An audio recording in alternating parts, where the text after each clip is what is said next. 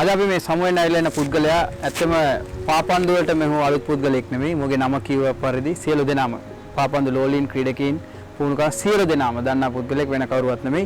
ශ්‍රී ලංකා පාපන්දු සම්මේලනයේ මහලේකම් ජෙස්සර් මහත්මයා සමගයි මේ සාකච්ඡාව අප රැගෙන යන්න සූදානම් කර තිබෙන්නේ. මෙතුමා ගැන යම් කිසි දෙයක් කියනවා නම් ශ්‍රී ලංකා පාපන්දු සංගමේ සම්මේලනයේ යටතේ ලොව පාපන්දු සංගමයේ තිබෙනවා. ඒතරම තරංග කොමසාරිස් ධූරයේ ශ්‍රී ලංකාවේ ඔබන්නේ 3 දෙනයි. එයින් පළමුවෙන්ම එම අවස්ථාව හිමි කරගත් මොහු ඒත් සමගම අවුරුදු 22ක පළපුරුද්දක් පාපන්දු පළපුරුද්දක් තිබෙන පුද්ගලයෙක් පාපන්දු විනිසුරුවරයෙක් හැටියට. ඇතන මෙතුමත් එක්ක ගොඩක් දේවල් අපි සාකච්ඡා කළ යුතුයි. අපි යන් එතුමාගේ නිවසටම එතුමා අපි ආරාධනය කරා ගිහිල්ලා අපි එතුමත් එක්ක කතා කරලා මේ පාපන්දු ඉදිරියට රැගෙන යන්නේ කොහොමද, සැලැස්මවල් කොහොමද, ඒත් එක්කම එතුමාගේ ඉදිරි වැඩ කටයුතු කොහොමද, ශ්‍රී ලංකා පාපන්දු වෙනුවෙන් තිබෙන අරමුදල් අපිට ක්‍රියා කර ලැබෙනවද, මේ සියලු දේ ගැන සවිස්තරාත්මක සාකච්ඡාවක් ඔබ මෙත මේ වෙන. පළමුවෙන්ම අපි එතුමාගෙන් කොයි වගේ ප්‍රශ්නයක් අනන ගන්න ඕනද කියලා හිතපු ගමන් මේ මෑත කාලයේදී අපිට ඇතිවෙච්ච කොරෝනා ඒවත් COVID-19 වසංගත හේතුවෙන් අප ලංකාවට FIFA මගින් ලැබුණු ආධාර පිළිබඳ විස්තරයක් එතුමාගෙන් අපි පළමුවෙන්ම විස්තරයක් ලබා ගන්න අපි ප්‍රශ්න යොමු කරන්න ලෑස්ති. ඒ විස්තරය මොකද දැනට සමාජ ජාල සහ ශ්‍රී ලංකාවේ තිබෙන සෑම මාධ්‍යයකින්ම වැඩියෙන්ම කතා වෙන්නේ මේ මෙච්චර මුදලක් ලැබිලා තියෙනවා, ලක්ෂ 5ක වැනි මුදලක්. මේ මුදල මොනවද කරේ, කුමක්ද උනේ? මේ පිළිබඳව අපි පළවෙනිට විස්තර අහගෙන ඊට පස්සේ ඉදිරි කටයුතු ගැන අපි කතා කරමු.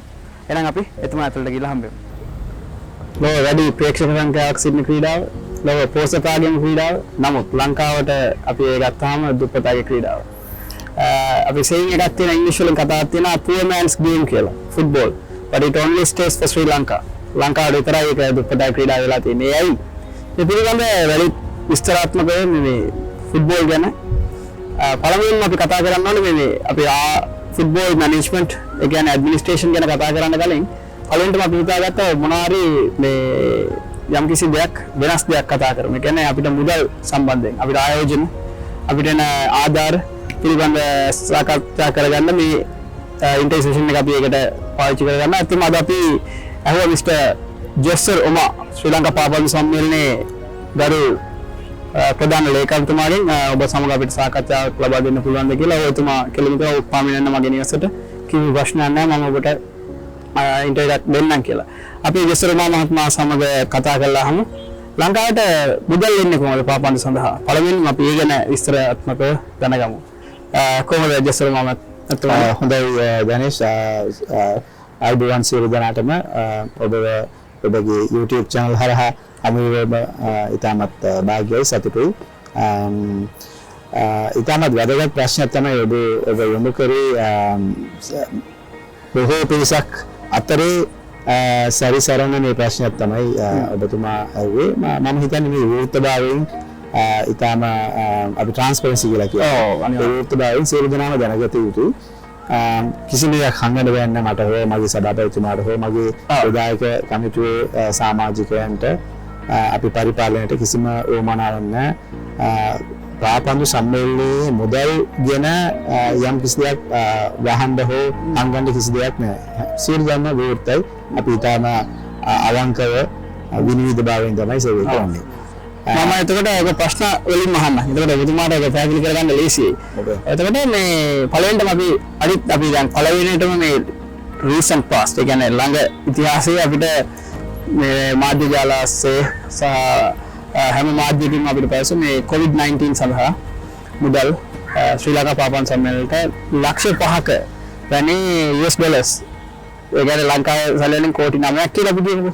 ඒ වගේ ගාණක් අපිට හම්බුණා කියලා කිව්වා. පළවෙනිටම අපේ සභාපතිතුමා පවසලුද ලක්ෂයක් ලැබුණා කියලා. ඒක මාධ්‍ය මේකද. ඊට පස්සේ ඒක කාලෙට වෙනස් වෙලා ලක්ෂ 5ක් කියලා මම හැබැයි මේක මේ මිනිස්සු කරන ප්‍රශ්නයක්. ඒක කොහොමද බෙදලා ගියද? ක්ලබ් මේ ප්‍රීමියර් ලීග් ක්ලබ්ස් වලට ලක්ෂකම ආරාධ ලීග් එකට එන්න බෙදලා ගියපු ක්‍රයිටීරියා එකක් කිව්වා. ඒත් ඒක ලක්ෂ 25ක් ඔබතුමාලා ශ්‍රී ලංකා රජයට COVID-19 පරාජය කිරීමේ අර සටන වෙනින් ඔබතුමාලා ආධාර කර තිබෙනවා. මේ පිළිබඳව අපිට ආධාර ආවේ කොහොමද? කවුද දෙන්නේ? ඊට පස්සේ මේ පිළිබඳව පොඩි විස්තරාත්මක බොහොම හොඳයි. පළවෙනිම මම කියන්න කැමති සියලු ක්‍රීඩකයන්ට සහ ක්‍රීඩාවලින්ට සමසීල නාටමකට අවශ්‍යන්ට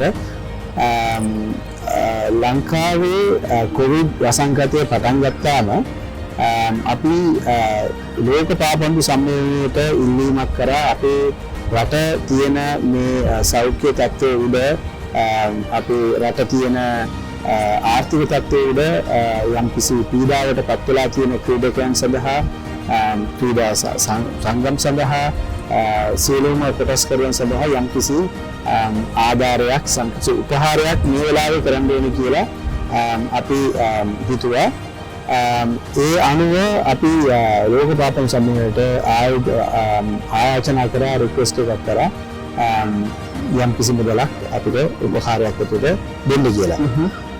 එතකොට අපිට ලැබුණු උත්තරය තමයි ලෝක පාපන්දු සම්මේලනයේ ඒ වෙන විටත් මුළු ලෝකයටම මේ පාපන්දුවට මේ වසංගතය සම්බන්ධව වුණු හානිය නිසා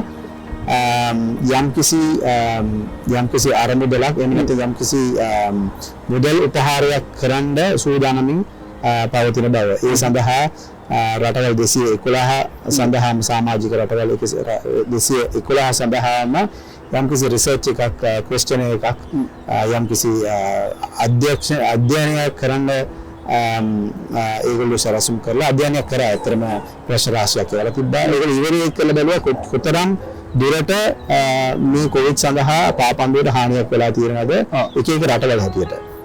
ඒතර මම හිතන්නේ මේ අද වෙනතුරු මේ පැවැත්වෙන වෙනතුරුත් කොවිඩ් සඳහා මුදලක් දෙන්න ලෝක පාපන්දු සම්මේලන සූදානම්. හැබැයි ඒ ක්‍රමවේදය තාම මම හිතන්නේ අවසන් කරගෙන යනවා. උදාහරණයකට ගත්තාම ලංකාවට වුණ හානියක් වගේ නෙමෙයි ජපානයට වෙන්නේ. ඔව් ඒක උදාහරණයක් අපි මුදල් වලින් සමානට ජපානයේ පාපන්දු නවතුවාම ඒගොල්ලන්ගේ ටීවී රයිට්ස් ඉන්කම් නැත්නම් ස්පොන්සර් ඉන්කම් ලොකු රාශියක් වෙන්න පුළුවන්. ඒකට මම හිතන්නේ මට දැනුවත් විදිහට ලෝක පාපන්දු සම්මේලනයේ තිබුණ ගැටලුවක් තමයි 211ටම එක විදිහකට දෙනවා කරගෙනාද නැත්නම්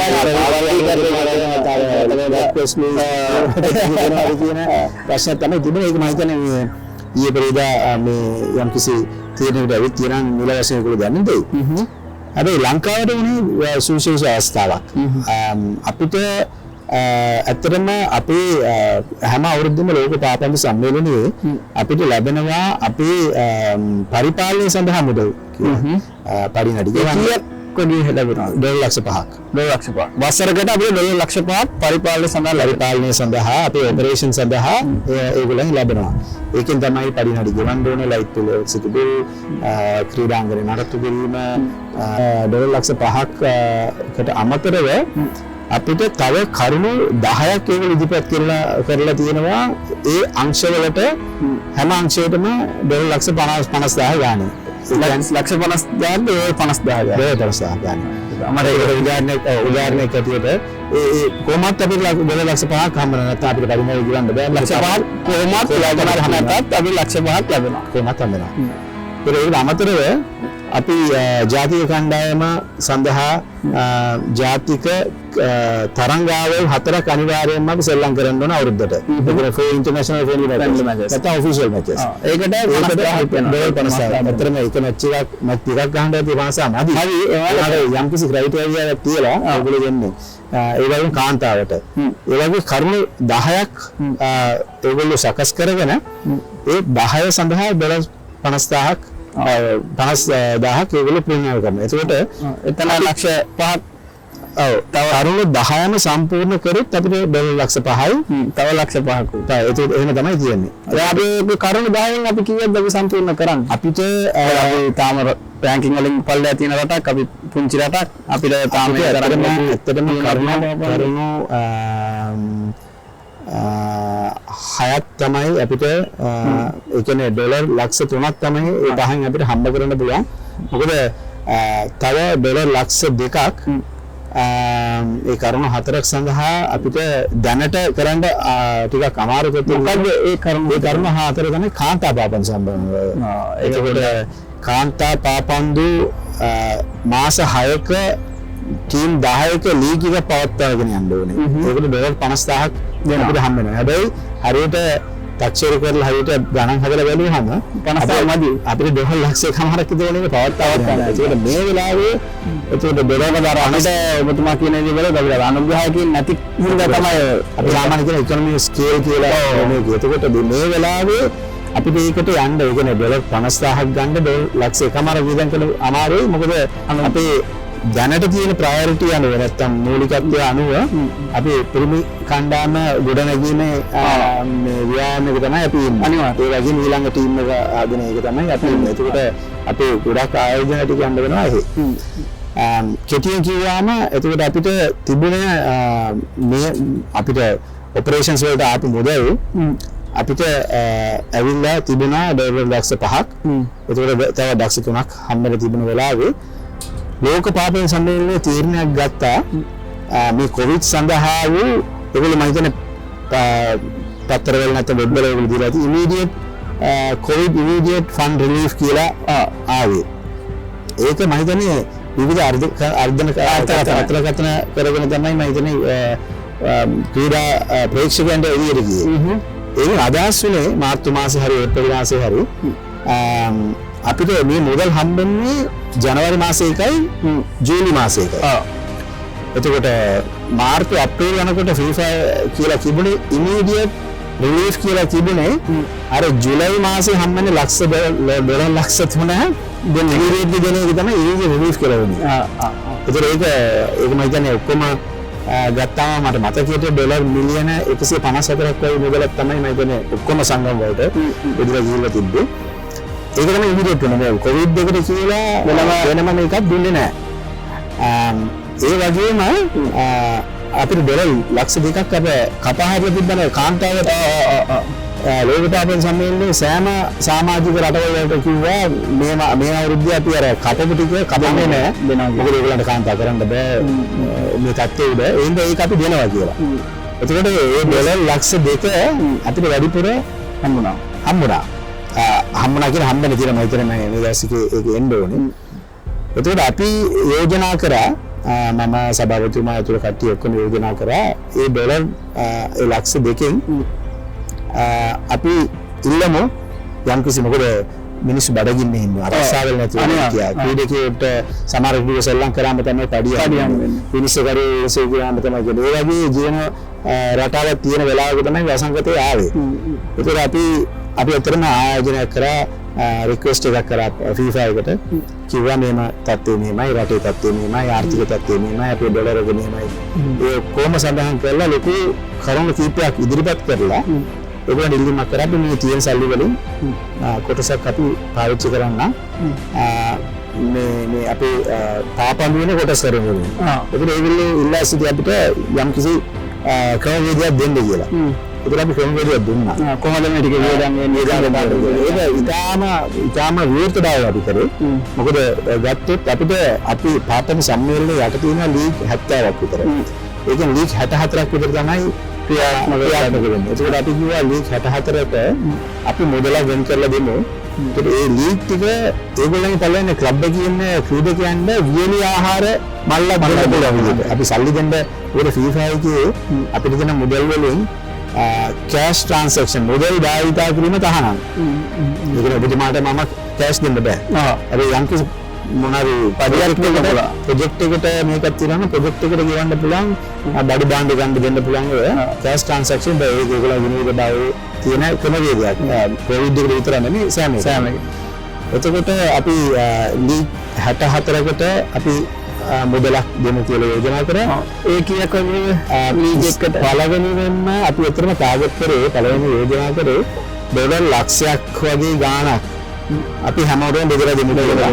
එතකොට අපි යෝජනා කරා පළවෙනි අධියරේ $1,00,000 ආවම ලීග් 64කට අපි රුපියල් ලක්ෂයක් දෙමු එක ලීග් එකට.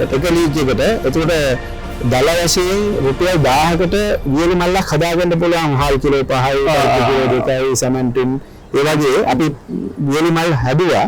දල වශයෙන් සතෝස වලින් ඒ වලින් ගන්න දෙන්න.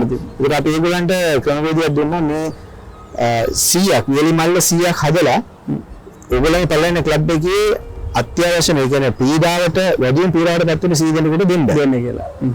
ඒකට ඔබතුමා කියනවා දැන් ලෝකල් ලීග් කියලා කියන්නේ අපි. ඒ කියන්නේ එක ලීග් එකකට ලක්ෂයක් දෙනවා. පළවෙනි අදියරේ අපි කල්පනා කරේ ඩොලර් ලක්ෂයක් විතර ආධාරයක් ලබාගෙන ඒක සියලු දෙනාටම බෙදා දෙන්න. උදාහරණයකට ගත්තොත් අපේ ශ්‍රී ලංකා පාපන් සම්මේලනයේ යටතේ ඉන්නවා ලීග් 70ක් පමණ. ඒතර ලීග් 64ක් පමණ තමයි ක්‍රියාකාරී ලීග් එකක ඉන්නේ.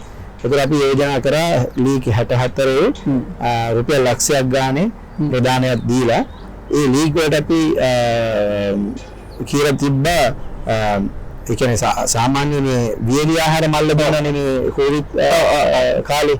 ඒතර අපි වියලි ආහාර කීපයක් ප්‍රයාණ කරා රුපියල් 1000කට විතර වියලි ආහාර මල්ලක් හදන්න පුළුවන්. 6 කිලෝ 5යි පරිප්පු සමන් ඒ වගේ දේවල් හදලා දෙන්න පුළුවන්. එතකොට අපි කල්පනා කරේ මේ ලීග් 64ටම ලක්ෂයක් ප්‍රදානය කරලා ඒ ලීග් වලට අපි කියන්න යෝජනා කරා වියලි මල් ආහාර මල් 100ක් හදලා ඒ ප්‍රදේශයේ ඉන්න තමන්ගේ ක්ලබ් වල ඉන්න වැඩියෙන්ම පීඩාවට පත් වෙන 100 දෙනෙකුට දෙන්න කියලා තමයි යෝජනා කරේ. ඒ වගේම ඒක ක්‍රියාත්මක වුණා. ඒකට ඊළඟට අපි යෝජනා කරේ අපේ චැම්පියන් ලීග් ක්ලබ් වල ක්ලබ් තියෙනවා ක්‍රීඩා සංගම් තියෙනවා 17ක් ඩිවිෂන් 1 එකේ 18ක් තියෙනවා. ඊට පස්සේ අපිට පැරණි ජාතික ක්‍රීඩකයෝ කියන එක්ස් නැෂනල් ප්ලේයර්ස්ලා ජාතික කාන්තා කණ්ඩායම ඒ වගේම අපි දැනට පුහුණු වීම වලින් නිරතව සිටිනවා අවුරුදු 19 පළ යුත් කණ්ඩායම. ඒ වගේම විනිසුරුවන් මරණ පුහුණුකරුවන් ඒ සියලු දෙනාම මාධ්‍යවේදීන් මේ පරිපාලනයේ පාපන්වල සම්බන්ධව සියලු දෙනාට යම් කිසි දෙයක් කරන්න ඕනේ. ඒ සාකච්ඡාව දිගින් දිගට ගිහිල්ලා අපි සභාපතිතුමා අංගසුල මහතා යෝජනා කරා ඩොලර් ලක්ෂමදී ලක්ෂ දෙකක් අපි ඉල්ලමු කියලා. ඒ අනුව මම ඩොලර් ලක්ෂ දෙකකට ප්‍රොජෙක්ට් එකක් හදලා අපි ලෝක පාපට සම්මේලනයේ FIFA එකට ඉදිරිපත් කරා. එතකොට ඒගොල්ලෝ ඒක අනුමත කරා. එතකොට අපි විධායක සභාවේ සාකච්ඡා කරලා වැඩිම දෙනාගේ යෝජනාව අනුව ඒ ලීග් වලට දෙන ප්‍රදානය අපි ටිකක් වැඩි කරා. හේතුව තමයි උදාහරණ හැටියට ගත්තාම කොළඹ එක එක ලීග් වල ගත්තාම ක්‍රීඩා සංගම් ගණන විවිධයි. ඔව්. ඒක උදාහරණයකටම කොළඹ 20ක් තියෙන්න පුළුවන්. යාපනයේ ගත්තාම 40ක් තියෙනවා. අන්තර්ජාතික ගත්තාම 15ක් තියෙනවා. ඒ වගේ විවිධයි.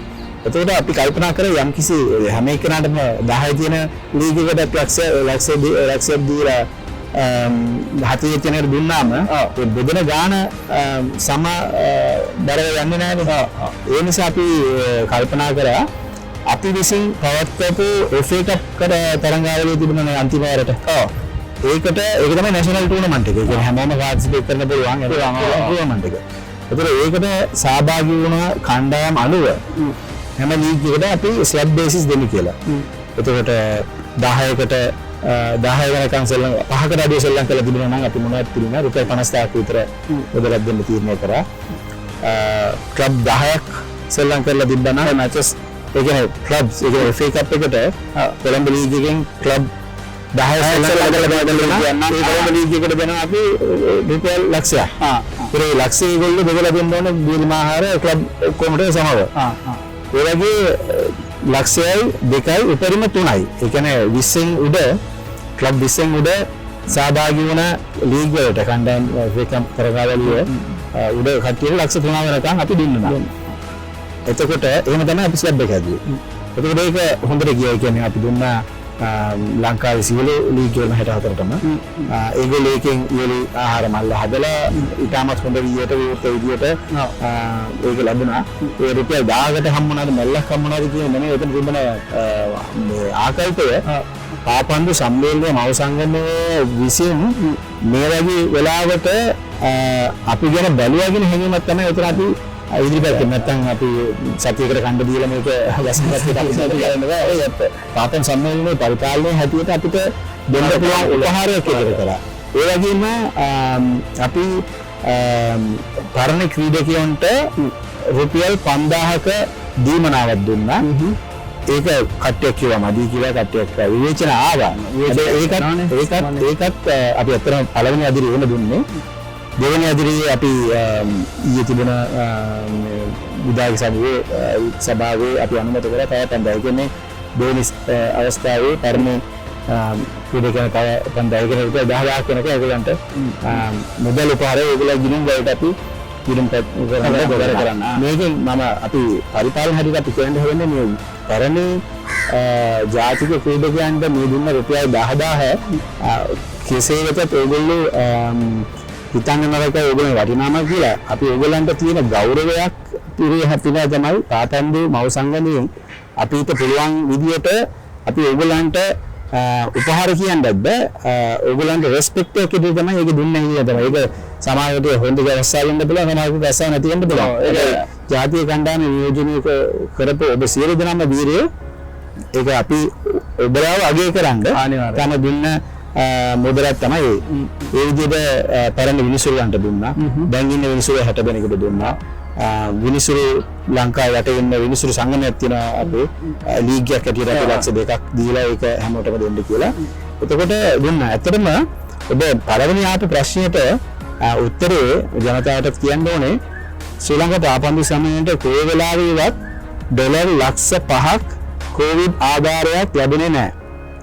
රිජුවම කියන වගකීමෙන් කියනවා. ඒක අපි අද අවුරුද්දට අපිට හැම ලක්ෂ 5 තමයි විවිධ අර්ථකථනය කරලා ගියේ. ඒ වගේම සභාපතිතුමාගේ මොනවාරි කතාවේ තිබුණා මමත් දැක්කා ඩොලර් ලක්ෂ කතාව. ඒ කියන්නේ අපි අදින දෙකෙන් දුන්නා. අත්‍තරම කොවිඩ් සඳහා අපිට අනුමැතිය දුන්නේ ලක්ෂ 2ක්. අපි ළඟ සතුව තිබුණ මුදලින් ලක්ෂ 2ක් අපි වියදම් කරන්න කියලා. ලෝක කාටවත් කොයි රටටවත් කොවිඩ් සඳහා මුදලක් දුන්නේ නැහැ ප්‍රීපේඩ් එකට. ඒක ඔබතුමා වගකීමෙන් කියන්නේ මම ලේකම් හැටියට කියන්නේ කෝටි 9ක් මමත් වතරේ ගම මටත් ක්‍රීඩකයෝ කතා කරා ප්‍රේක්ෂකයෝ කතා කරා කෝටි 9ට මොනවද උනේ කියලා. කෝටි 9ක් නෙමෙයි ඩොලර් ලක්ෂ 59 මම වගකීමෙන් කියන්නේ ඩොලර් ලක්ෂ 2ක් අපිට හම්බුණා. එතකොට දැනට ඩොලර් ලක්ෂ 1.40ක් 1,40,000ක් විතර තමයි දැනට වියදම් වෙලා තියෙන පළවෙනි අදියරේ. ඊයේ දෙවෙනි අදියරේ අප්‍රූව් කරගත්තා. එතකොට උතන තව කීයක් වගේ වෙන්නේ? එතකොට අපි යෝජනා කරලා තියෙනවා ඩොලර් රුපියල් ලක්ෂ 1.5 තව ප්‍රදානයක් දෙනවා ලීග් වලට පාපන්දු ගන්න. මොකද දැන් කැම දීලා හරියන්නේ නැහැ. දැන් වියලිමල්ල දීලා මොකද දැන් යථා තත්ත්වයේ ජීවිත ඇවිල්ලා තියෙන්නේ. දැන් ක්‍රීඩාව අපේ පටන් ගන්න ඕනේ. එක්කෝ ක්‍රීඩාංගනය සුද්ධ කරලා යථා තත්ත්වයට ගෙනලා ක්‍රීඩාංගන වැඩ කරගන්න ඕනේ. එහෙම නැත්නම් පන්දු අරගෙන සෙල්ලම් කරන සූදානම් වෙනවා. මේ දෙකටම අපි යෝජනා කරලා තියෙනවා පාපන්දු FIFA එකට ආයි යෝජනා කරලා තියෙනවා. තව අපිට සල්ලි සෙකන්ඩ් ස්ටේජ් එකේ දෙවෙනි අදියරේ සල්ලි ටිකක් තියෙනවා. ඒකෙන් තව රුපියල් 5000ක් අපි ජාතික පරිණි ජාතික රණ්ඩුවම දෙනවා. ඒ වගේ නිතර මුදල් වලින් අපි දෙනවා හැම ලීග් 64ටම. මේවා ඔබතුමා කියන විදිහට නිසියාකාරව බෙදලා ගියාද? ගියා. මොකද අපි මේක ඊටාම වේර්තභාවයකින් මේක කරේ. එතකොට අපිට වගකීමක් තියෙනවා මේ ලීග් වලින් අපි කොන්දේසි මාලාවක් දාලා තමයි ඒගොල්ලන්ට ඉදිරිපත් කරේ මොනවද කරන්න ඕනේ කියලා. මොකද කරන්න ඕනේ මොකද කරන්න බෑ කියලා. එතකොට අපි ඒක අධීක්ෂණය කරලා තියෙන්නේ. හාල් ගැට් එක හොයක පරිප්පු ගැට් එක හොයද කියලා රිසිප්ට් පව අපිට ඒගොල්ලෝ අපිට යවන්න ඕනේ. ඒක කාටද මේක ලබා දුන්නේ කියලා අපිට රයිස්ට්ුවක් යවන්න ඕනේ. එතකොට මේක ඇත්තටම මේ වගේ වෙලාවට මම හිතන්නේ කිසිම ලීග් එකක මේක වැරදි විදිහට පාවිච්චි කළා මොකද මානසික මෙහෙමක් වගේ අවස්ථාවක්. එතකොට මම දන්නා පරිදි අපි දුන්න මුදලට වඩා 4-5 පංගුවක් වැඩිපුර ලීග් වලින් එකතු කරලා දීලා තියෙනවා. ඒ පැත්ත ප්‍රදේශවල ලොකු කාර්යභාරයක් අපි පාපන්දු පවුල විසින් කරලා තියෙනවා. මේ කොවිඩ් කියන්නේ අපි ශ්‍රී ලංකා පාපන්දු විනිසුරුවන්ගේ සංගමයක් තියෙනවා. ඔබතුමා විනිසුරුවරේ මමත් ඒකේ ඒකන්දරේ දැනටත් අපි එක්කම එකතු වෙලා සල්ලි එකතු කරලා මේ කොවිඩ් ආධාර ලැබෙන්න කලින් අපි පවුල් 480කට විතර අපි ක්‍රීඩා සංගම් පරණ ප්ලේයර්ස්ලා හැමෝටම පවුල් 480කට විතර අපි ආධාර කරා මේ මානසික පැත්තේ. අනිවාර්යයෙන්. එතකොට ඒක තව එකක් ජනතාව දැනගන්න ඕනේ දෙයක් තමයි මේ ඩොලර් පළවෙනි අදිරියේ අපේ කොවිඩ් සඳහා මේ ප්‍රදානය කර මේ මුදල පවුල් 19800කට වඩා පිරිසකට ලංකාවට යාත්‍රා ගිහලා තියෙනවා. බෙදලා ගිහලා තියෙනවා. පවුල් 19800කට වඩා වැඩියෙන් පළවෙනි. ඒකට ලංකාවේ කොවිඩ් ඉතිහාසයේ ගත්තොත් මම දන්නා ක්‍රිකට් බෝඩේ වැඩි සල්ලි දුන්නා හැම පැත්තෙම දුන්නා. හැබැයි මෙතරම් ව්‍යාප්ත වූ ව්‍යාපෘතිය ලංකාවට මේම කරපු එක මම හිතනවා පාපන් සම්මේලනේ විතරයි කරන්නේ. තමයි ක්‍රියා සංගම පල්ලෙට දාන්නේ නැහැ. මම කියන්නේ අපි පරිපාලක හැටියට අපි ඒ ඇන්ගල් එක මොකද ලංකාවේ හැමතැනම පාපන් තියෙන හින්දා හැම එකනාම ගැන අපි හොයලා බලලා තියෙනවා. ඒක ඒ කාලෝචිත යෝජනාව අපි ගන්නලා පරිපාලන හැටියට විධායක සභාවකට අපි ඒක හොඳ ආකාරයෙන් කරා. මම හිතනවා ලෝක පාපන්දු සම්මේලනයේ FIFA එකේ බොහෝම ඉක්මනට හැම රටටම මුදල් ප්‍රදානයක් ලැබෙනවා. නැවත පාපන්දුව ගොඩනගන්න අවශ්‍ය දේවල් වලට ආයෝජනය කරන්න. උදාහරණයක් විදිහට ගත්තොත් අපි ක්ලබ්ස් ගත්තොත් ක්ලබ් ටිකේ අයිතිකරුව තමයි මේ සල්ලි දාලා ප්ලේස් වල පඩි ගෙවලා ඔක්කොම නරත්තු කරා. එතකොට ඒගොල්ලන්ගේ ව්‍යාපාරය දැන් අඩපණවලා තියෙනවා. අනිවාර්යයෙන්. ඒගොල්ලන්ගේ සේවය කට්ටියට වෙන නැත්නම් ඒගොල්ලෝ සේවකයන්ට අඩි කපලා තියෙනවා. සේවකයන් අයින් කරලා තියෙනවා. ඒකට ඒගොල්ලන්ගේ ආදායම් මාර්ග ව්‍යාපාර යම්කිසි බාධාවකට ලක් වෙලා තියෙන මේ වෙලාවේ. ඒකට අපි බලන්න ඕනේ කොහොමද ක්‍රීඩා සමාජය ටික බේරගන්නේ. කොහොමද මේක පවත්වාගෙන යන්න පුළුවන්. මොන විදියට අපි ඒගොල්ලන්ට උපහාරයක් කරන්න පුළුවන්ද. එතකොට ක්‍රීඩාංගන ක්‍රීඩා උපකරණ පාසල් වලට බලපෑම් කරලා තියෙනවා. ඒකට අපි විභාග සභාවේ හැටියට පුළුල් සාකච්ඡා කරලා අපි මාධ්‍ය පරණ ක්‍රීඩකයෝ පරණ පුරුණ කර හැමෝගෙම ආශිර්වාදය සහ යෝජනාව අරගෙන ලොකු මුදලක් හම්බුනොත් ක්‍රීඩා අමාත්‍යාංශයත් එක්ක කතා කරලා පාසල් අධ්‍යාපන අමාත්‍යාංශයත් කතා කරලා සියලු දෙනාම එකතු වෙලා යම්කිසි ඵලදායී මේ වැඩ කටයුතුකට එහෙම හම්බුන ලොකු මුදලක් අපි ඉස්සරහට යනවා. ඒ වගේම තමයි අපි තාම සතුටුයි කියන්නේ පාපන්දු පවුල් වෙනුවෙන් පාපන්දු සියලු දෙනා ඔබ අප සියලු දෙනා වෙනුවෙන් රජයේ කොවිඩ් මුදලට ආදායම ලක්ෂ 20ක් පාපන්දු පවුල් වෙනුවෙන් මමයි සභාපතිතුමයි අපේ අතුරුකොඩිපිලි ජනරල් මහත්තයා ගිහිල්ලා ඒ ප්‍රධානීය බාරගත් අතිගරු ජනාධිපතිතුමා වෙනුවෙන් එතුමාගේ කාර්ය මණ්ඩලයේ ප්‍රධානී ඒක පිළිගත්තා. අපි ඒක දුන්නේ ක්‍රීඩා අපි පාපන්දු පවුල වෙනුවෙන්. ඒකත් අපි ඒක බෙදලා යනවා සමාජය කරපු නැති කට්ටියට. දැන් අපි ෆන්ඩින් ගැන කතා කරා. කියන්නේ අපිට ලැබෙන ආධාර FIFA එකෙන් ලැබෙනවා මේවා කියලා ඔබතුමා කතා කරා. ඊළඟට මේ දැනගන්න ඕනේ මේ ලංකාවේ ප්‍රොෆෙෂනල් ලීග් එකක් ෆුට්බෝල් ස්ටෑන්ඩඩ් එකකට ගෙනියන්න දැන් ප්‍රොෆෙෂනල් ලීග් එකක් ගැන මොකක්ද කියන්නේ මෙච්චර කාලයකට ඉතිහාසයේ මේ වෙනකම් ප්‍රොෆෙෂනල් ලීග් එකක් තිබිලා නැහැ. ඒ කියන්නේ වෘත්තීමය වශයෙන් පාපන්දු මේ වෙනකම් හැදිලා නැහැ. ඒකල මම කියන්න ඕනේ මේ අවස්ථාවේ මේක මම අවස්ථාවක් කරගන්න මගේ දෙයක් රිවීල් කරන්නත් මගේ MBA ප්‍රොජෙක්ට් එකට මම MBA රිසර්ච් එකට මම ලියුවේ why Sri Lankan football is unprofessional. What are the managerial determinants? How we can get that to professional level. ඒක තමයි මගේ රිසර්ච් එක MBA එකේ. ඉතින් මම ඒක තමයි ඔබතුමාගෙන් දැන් මේ ප්‍රශ්නේ අහන්න දැන් මම මේක රිසර්ච් එකක්. දැන් ඔබතුමාගේ අදහස මොකද්ද මේ ගැන කොහොමද දැන් ප්‍රොෆෙෂනල් ලීග් එකක් කරනවද මොකද්ද මම දැක්කා ආටිකල් එකක් දාලා තිබ්බ මේ සුපර් ලීග් කියලා concept එකක් වෙන ටීම් 10ක් වෙනවා මේ ඒක මොකක්ද ඉන්නේ ඒක කඩා වැටෙනවද මොකද ඉන්නේ නැත්තම් එහෙම දැක් මොකක්ද ඉන්නේ කියන්නේ පළවෙනිම ඉතාලම සතුටුයි ඔබතුමා ප්‍රොෆෙෂනල් ලීග් එකේ රිසර්ච් එක කර සම්බන්ධව අතරම එහෙම කලාතුරකින් තමයි මම දකින්නේ ෆුට්බෝල් සම්බන්ධව රිසර්ච් එක කරන කීප දෙනෙක් මම දැකලා තියෙන්නේ ස්තුතියි අතරම ඔබගේ වගකීම යම්කිසි ඔබගේ ෆයින්ඩින්ග්ස් තියෙනවා නම් ඇත්තටම රෙකමෙන්ඩේෂන්ස් ෆයින්ඩින්ග් තියෙනවා නම් රිසර්ච් කරන අපිට ඉදිරිපත් කරනවා මේ සුබදායක බලන්න කැමතියි මම සුපර් ලීග් එකේ යන්න ඉස්සෙල්ලා මම අර ෆන්ඩින්ග් ගැන කතාවෙන් එක වචනයක් කියන්න ඕනේ මේ කියලා මම මේකට එනවා අනිවාර්යයෙන් අපි ශ්‍රී ලංකා පාපන්දු සම්මේලනයේ මුදල් සියලුම මුදල් එනවා ඉතාම විවිධභාවයෙන් රජයේ යෝජනාධිපති වරයා විසින් හැම අවුරුද්දෙම විගණනයට පත් වෙනවා.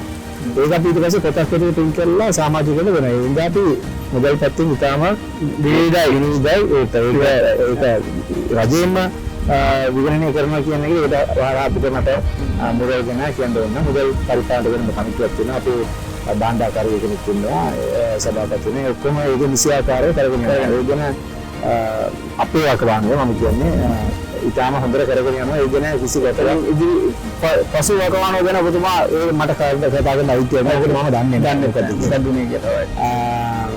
Professional league. ඇත්තටම මම හැමදාම කියන එකක් තමයි මම මේක පෙර තිබුණ සාකච්ඡාවල තිබ්බ තියෙන්නේ ඇයි මේ ප්‍රොෆෙෂනල් ලීග් එකක් අපිට අවශ්‍ය කියන එක. එතකොට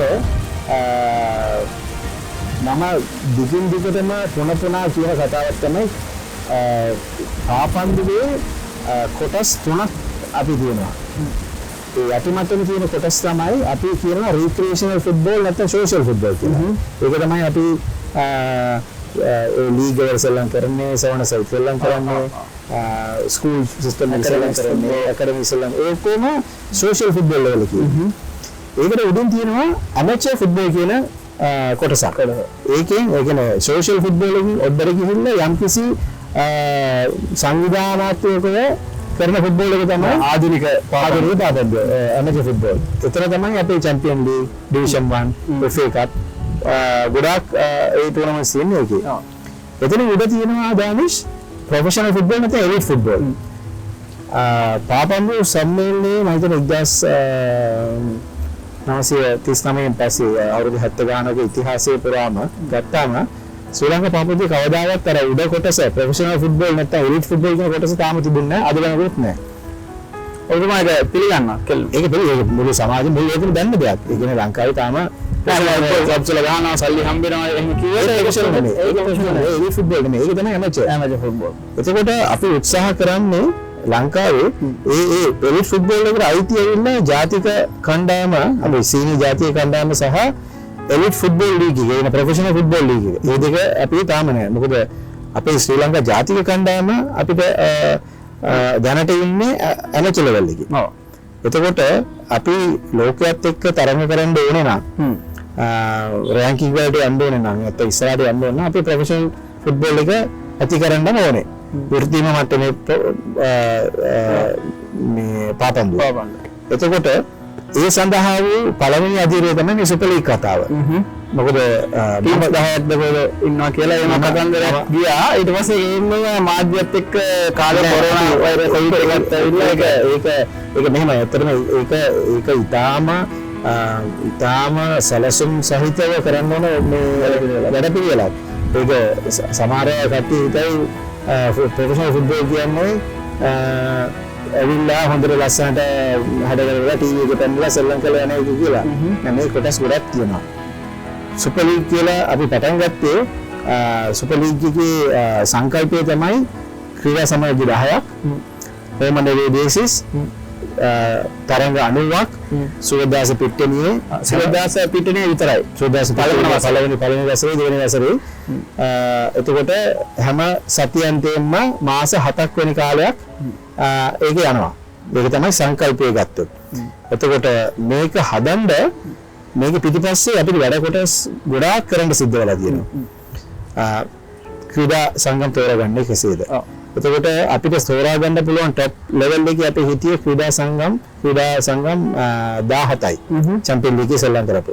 එතකොට අපි ලෝක පාපන් සම්මේලනයේටයි ආසියානු පාපන් සම්මේලනයේටයි සාකච්ඡා කරලා ක්ලබ් ලයිසෙන්සිං ක්‍රයිටීරියා කියලා ලෝක පිළිගත්ත හැම රටේම තියෙන ජාතික පාපන් සම්මේලන අපිට ලබා දුන්න ඒ ක්‍රයිටීරියාස් ඒ කරුණු ඉදිරිපත් කරා.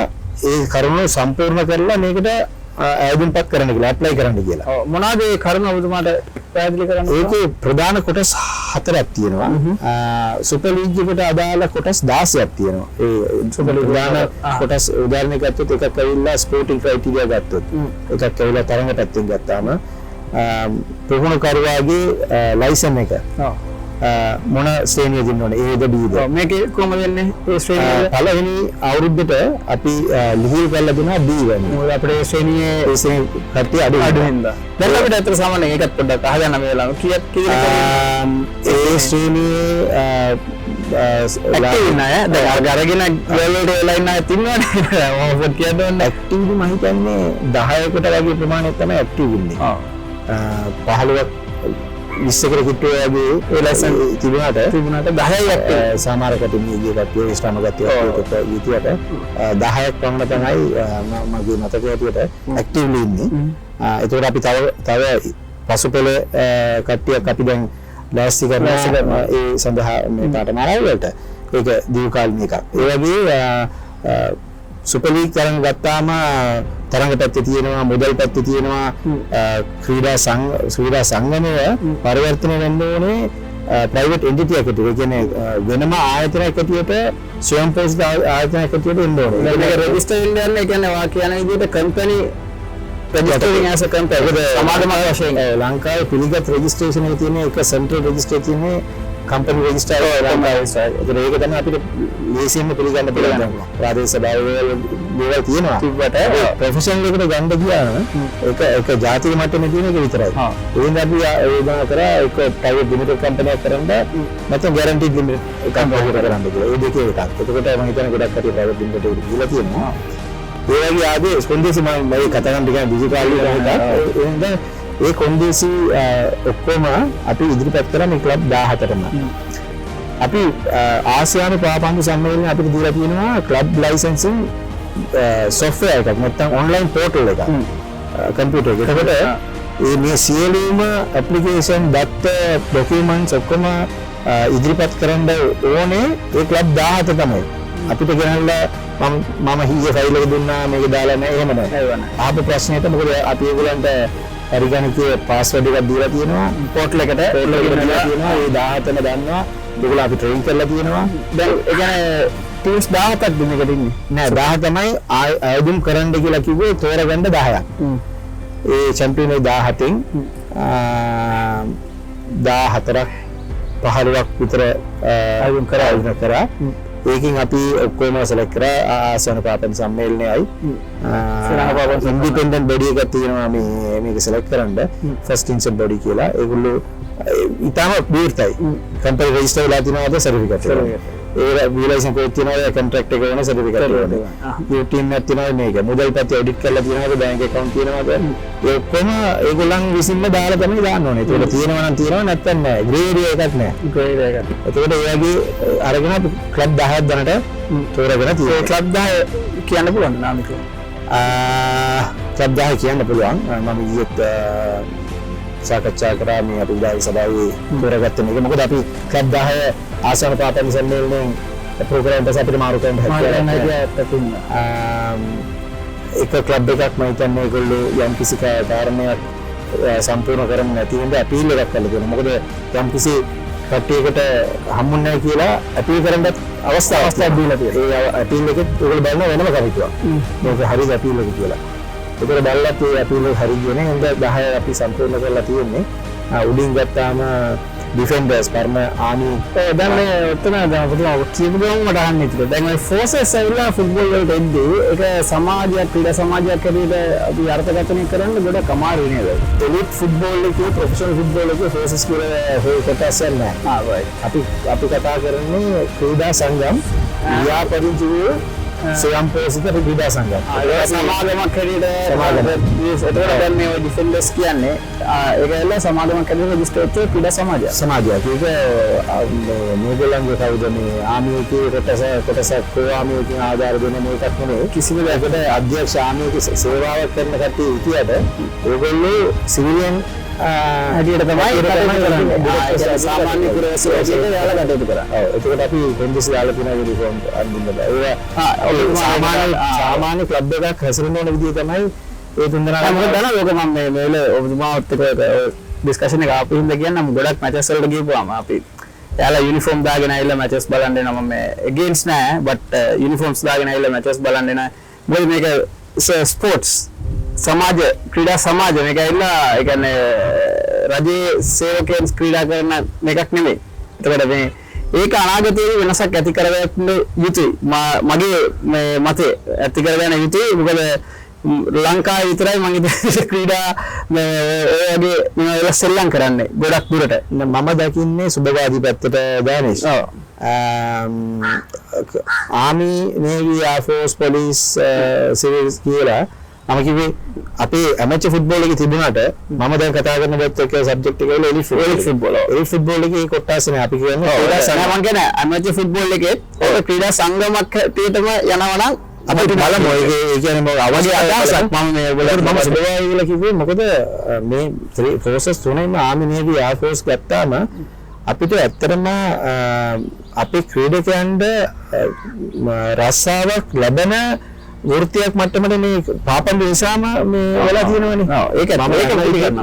ඒ පැත්තේ ආර්ථිකයේ පැත්තේ උනොත් සුබ සාධන පැත්තට බැලුවම ඇත්තටම අපි පාපන් සම්බන්ධයට රසාවක් හොයාගන්න දෙන්න බැරි ඒක ආමේක කරනවා නේවි කරනවා ආෆෝස් එක කරනවා අනිත් එක කරනවා. එතකොට අපිට එක පැත්තක සතුටු වෙන්න ඕනේ අපේ ෆුට්බෝල් සම්පූර්ණ ඒ කියන්නේ ෆුල් ටයිම් ෆුට්බෝල් ගන්න ක්‍රීඩකයෙකුට තව රසාවක් මේ රජය තුලින් ලංකාව වගේ රටකට ඒක සුබදායීයක් කියලා වාදේ. හැබැයි අපි ආමිනේ කියන ඒ ෆෝසස් තියෙන ඒ පණිවිඩය මේ මම කියන එලිට් ෆුට්බෝල් කොටසේ ඒ ඉන්ටර්ෆියරන්ස් එක ගෙනාවේ නැත්නම් හරි ඒකට අපි බාධා දාලා තියෙනවා. ඔයගලන්ට යුනිෆෝම් දෙන්න බැරි මේක තියෙන්න ගන්න ඕනේ ආමිය කියන්නේ මේ ඔයගලන් රෝඩ් එකේ ඔයගොල්ලෝ මුදල් පරිපාලන ඒ ඔක්කොම සම්පූර්ණ දෙල තමයි දුන්නේ. අර ඒගොල්ලොත් හරි ඉතින් දක්ෂ විදියට අපි පළවෙනි දවල්ට දෙනකොට අපි හිතුවේ පුළුවන් ද බැරිද කියලා. අපි ඇත්තම මේ ෆෝසස් තුනම ඩිෆෙන්ඩර්ස් සීහොක්ස් ඊගල්ස් ඒ තුනම ඇත්තටම ඉතාලම දක්ෂ විදියට මේකට අනුකූලව හැඩගස්සලා මාරු කරලා මේකට අවතීන වෙලා තියෙන හොඳ වෙලට. එහෙනම් ඇත්තට සුබදායීයක් ඔබ ඉතියක්. ඇත්තටම මේක දැන් ඔබ කියන විදිහට ඇමචර් ෆුට්බෝල් ශ්‍රී ලංකන් ප්ලේයර්ස්ලාට රස්සාවක් රෙගියුලර් සැලරි එකක් හම්බෙන්නේ ඔය ආමි එකේ ෆෝසස් ඉන්න තමයි. මගේ ඇත්තටම මේ සුපර් ලීග් කියන සංකල්පය ඇත්තට මම තමයි අවුරුදු දෙකකට ඉස්සෙල්ලා මේක මේ ඩිසයින් කරලා ක්‍රියේට් කරේ. ඒකට පළවෙනිම පොන්දේසි තිබුණා අපිට ඕනම රටක තියෙන්න ඕනේ ඔය ප්‍රොෆෙෂනල් ෆුට්බෝල් කියන අංශය. එතකොට ඒක අපි දැනගෙන හිටියා. අපි පත් වෙනකොට දැනගෙන හිටියා මේක හදන්න ඕනේ කියලා. එතකොට අපිට ඉස්සෙල්ලාම එකපාරටම අයිඩියා එක ගාවේ ඉන්දියාවේ IPL එක. හරි. ඒක ප්‍රොෆෙෂනල් සල්ලි හම්බ පුළුවන් රසාව දෙන්න පුළුවන් කියලා ඇත්තටම ඉස්සරහට ආවේ IPL එක. අනිත් මගේ පළවෙනි ඒ ඩිසයින් එකේ සාකච්ඡාවේ ප්‍රොපෝසල් එකේ තිබුණේ ප්‍රොවින්ස් 9ටම පළාත් 9ටම ටීම් 9 කොළඹට දෙක ඒකට 10යි අලුත් ක්ලබ් එකක් ඇතුළේ රෙජිස්ටර් ෆ්‍රැන්චයිසි සිස්ටම් එක යන්න තමයි ඇත්තටම ඒක ස්ටාර්ට් කරේ.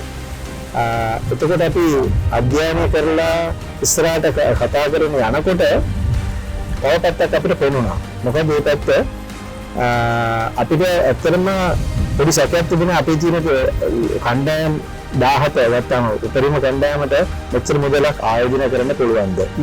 ඒගොල්ලෝ සමාවගමක් වෙන්න පුළුවන්ද? ඒතර එක අයිතිකාරයෙක් මේක අයිතිකාරයෙක් තුන්වෙනෙක් වෙන්න පුළුවන්ද සැකයක් තිබුණා. ඒක තමයි අපි වෙනම ක්ලබ් ටික හදින්න හැදුවා. ඒකෙන් ඔබට කියලා බලනකොට අධ්‍යයනය කරලා ගොඩක් රිසර්ච් කරලා ස්ටඩි කරලා බලනකොට අපේ පැරණිම ක්‍රීඩා සමාජයේ ඉතිහාසවල ආපු ගමන් අසාධාරණයක් වෙනවා. මේක පල්ලයට යනවා. එතකොට ඒ ෆෑන් බේස් එක නැති වෙන්න පුළුවන් ස්ටෝරීස් ඒගොල්ලෝ කැප කරලා අවුරුදු 70ක් අවුරුදු 60ක් සවුන්ඩර්ස් එක ගන්නාම අවුරුදු 100ක් ඉස්සරහට ගෙනාපු එක අපි මේක උඩට ගෙනලා දැම්මාම ඒක අසාධාරණ වෙන නිසා අපි නැවත සාකච්ඡා කරලා FIFA එකෙන් ජාත්‍යන්තර පාප සම්මේලනයේ විශේෂ කන්සල්ටන්ට් ගෙනාව ලංකාවට. අපිත් එක්ක සාකච්ඡා කළා. මොකද ඉංග්‍රීසි ප්‍රීමියර් ලීග් එකේ හිටපු CEO කෙනෙක්. ඕකේ. ඒත් එක්කත් අපි ලයිට් එක කෙනෙක් ගෙනල්ලා තමයි හරියටම ස්ට්‍රක්චර් කරලා තමයි මේක ගෙනාවේ. ඒකට ගෙනල්ලා තමයි අපි සාකච්ඡා කරලා කිව්වේ නෑ අපි එකක් වෙන්න ඕනේ මේ ක්‍රීඩා සමාජය පෝෂණය කරලා ඒක ඇත්තට ගන්න එක තමයි අපි පරිමාර්ථය වෙන්න ඕනේ. ඒකට තමයි අපි මේ 17න් 10ක් උඩට යාලා. ඊට පස්සේ තව අවුරුදු දෙකක් තුනකින් පස්සේ ඉතුරු කට්ටිය උඩට ගන්නවා. එහෙනම් අපි වර්ධනය සඳහා ඉස්සරහට 10 දැන් එතනින් තමයි ඔක මේ ඇදිලා ගිය කතාව. දැන් 10 කියන්න බලන්න එකක් ඇවිල්ලා ඩිෆෙන්ඩර්ස් කණ්ඩායම ඒ තුනම ඩිෆෙන්ඩර්ස් සීහොක්ස් ඊගල්ස් ඒ තුනම ඊට පස්සේ කොළඹ FC රෙනෝන් පහයි. එතකොට එතන ගියාම රත්නම් ඉන්නවා 6යි. ඒකට එහා පැත්තේ ගියාම රෙඩ් ස්ටාර් ඉන්නවා පානන්දුරේ 7යි. ඊට පස්සේ මේ පැත්තෙන් ආවම වෙන්නපුව ක්‍රීඩා සමාජය ඉන්නවා 8යි. නිව්යන්ස් කණ්ඩායම. ඊට පස්සේ තියෙනවා මෙරියාපස් ඒකට මෙයාලා කවුද කුරුණෑගල පෙලිකන්ස් ඇප්ලයි කරේ නෑ.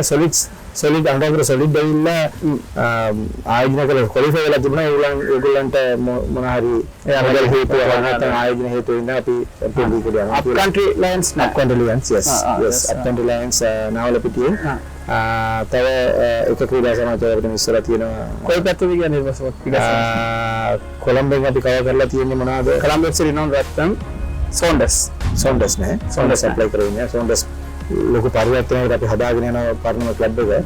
ඒගොල්ලන්ට වෙන වෙන ගැටලු තියෙන දේ හදාගෙන යනවා.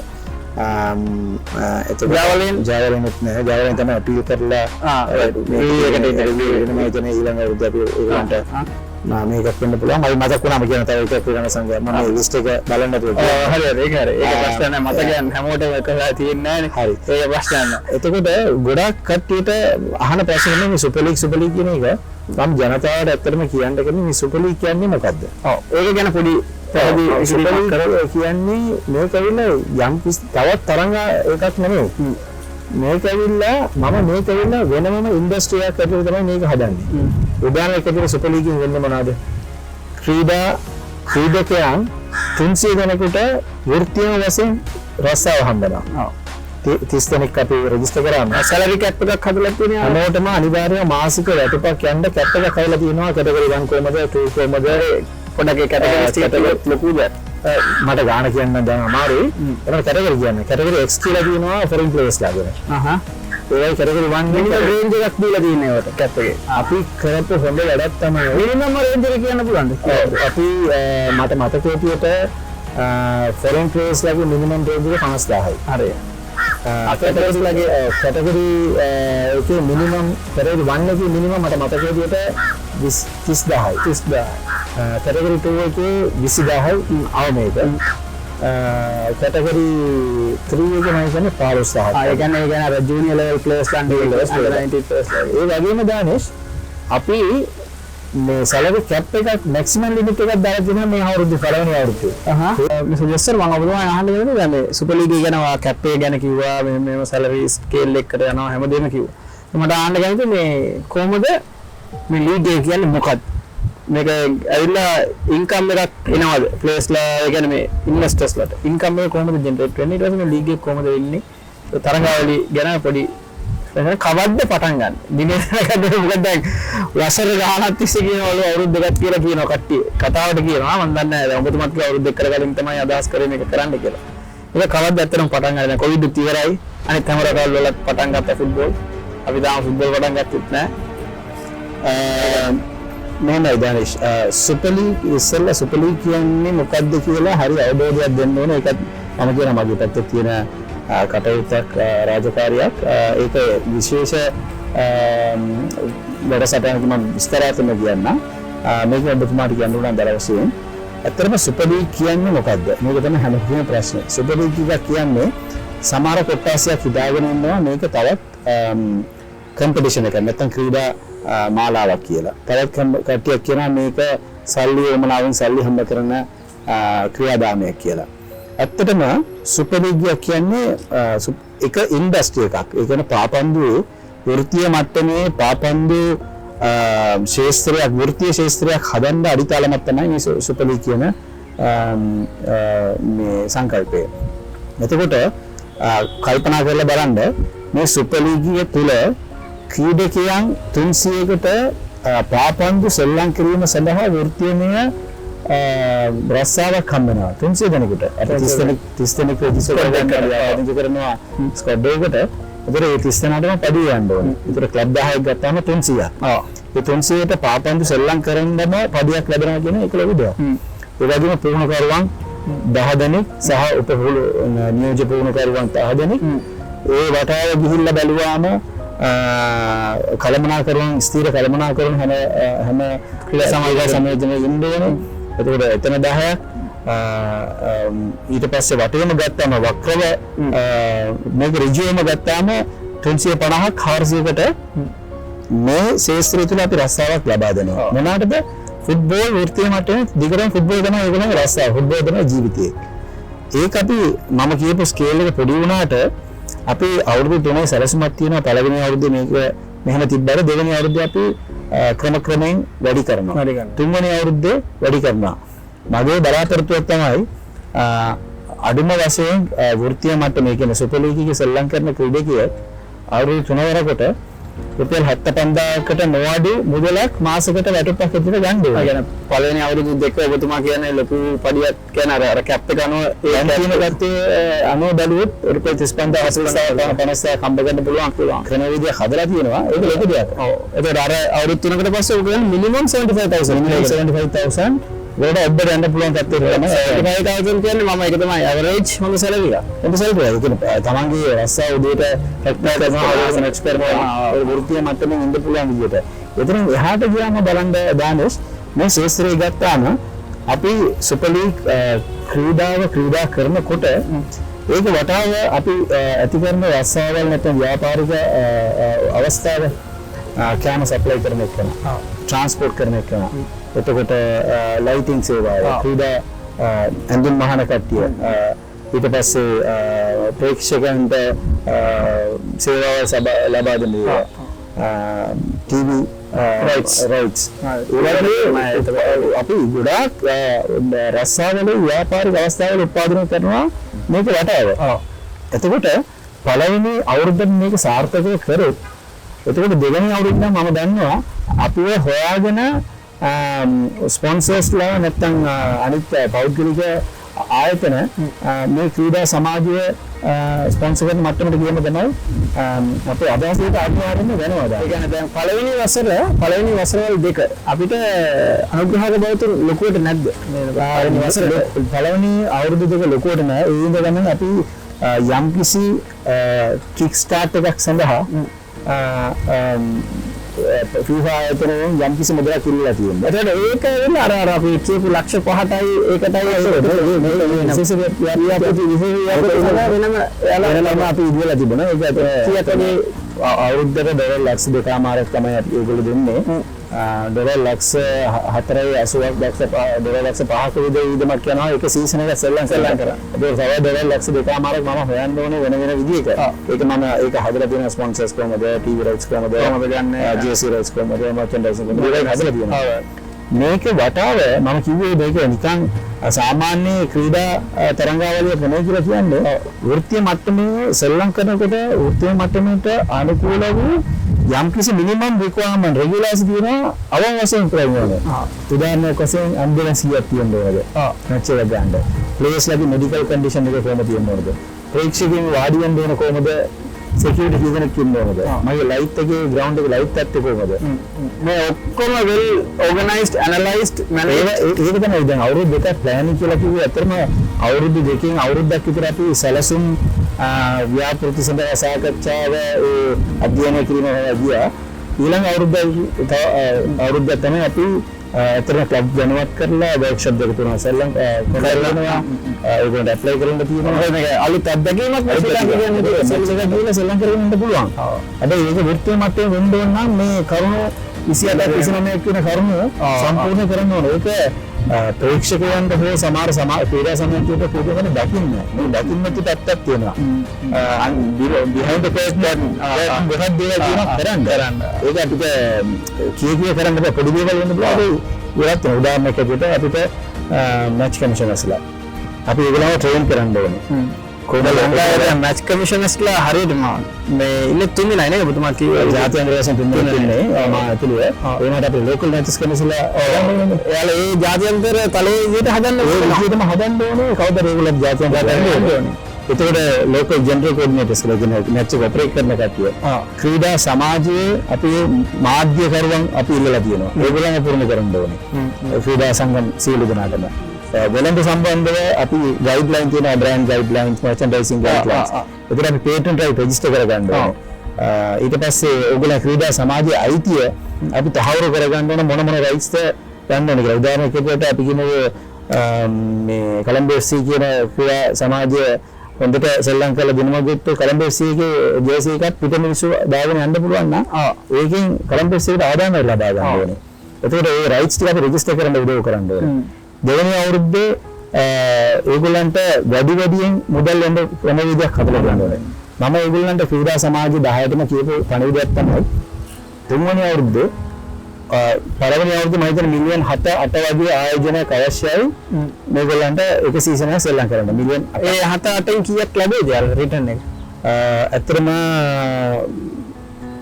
මිලියන් 2-3ක් වගේ තමයි පාඩුවකින් තමයි පළවෙනි අවුරුද්ද ඒ ඉන්වෙස්ට්මන්ට් එකක් නේ අනිවාර්යයෙන් ඕන එකක් මේක ඉන්වෙස්ට්මන්ට් එකක්. එතකොට තුන්වෙනි අවුරුද්ද මම කියලා තියෙනවා මම මොඩල් එක බිස්නස් මොඩල් එකක් පෙන්නලා තියෙනවා ඒගොල්ලන්ට තුන්වෙනි අවුරුද්දේ අපි ඒගොල්ලන්ට ලබා දෙන්න කටයුතු කරනවා ඒ මිලියන 8ම. එතන එහාට ගෙන එක ඒගොල්ලන් ලාභයක් නැත්නම් ඒගොල්ලෝ ආයෝජනය ඒක එයාලගේ තියෙන්නේ එයාලා ඒ කියන්නේ ඒක ප්‍රොමෝට් කරගෙන බ්‍රෑන්ඩ් එක එයාලගේ ඒ කියන්නේ ක්ලබ් එකක් කිව්වම බ්‍රෑන්ඩ් එකක් වෙනවනේ ඒ බ්‍රෑන්ඩ් එක එයාලා ප්‍රොමෝට් කරගෙන කියන එක.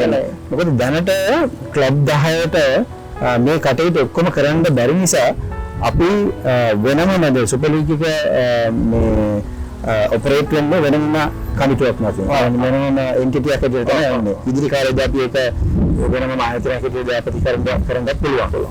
ලෝකෙ තියෙන හැමතැනම තියෙන තොරම තමයි. එතකොට අපි ඒ වෙනම කමිටුව යටතේ වෙනම නිලධාරීන් පත් කරගන්නවා මාධ්‍ය සඳහා මේ මීඩියා කමර්ෂියල් සඳහා ඊට පස්සේ මැච් ඔපරේෂන් සඳහා ඒ වගේ හැම විවිධ පැත්තෙන්ම කව කරලා අපි ක්‍රීඩා සංගම් වලට උදව් කරන ඒගොල්ලන්ගේ දැන් ඉන්න තලයෙන් ඉහළට දාන්න.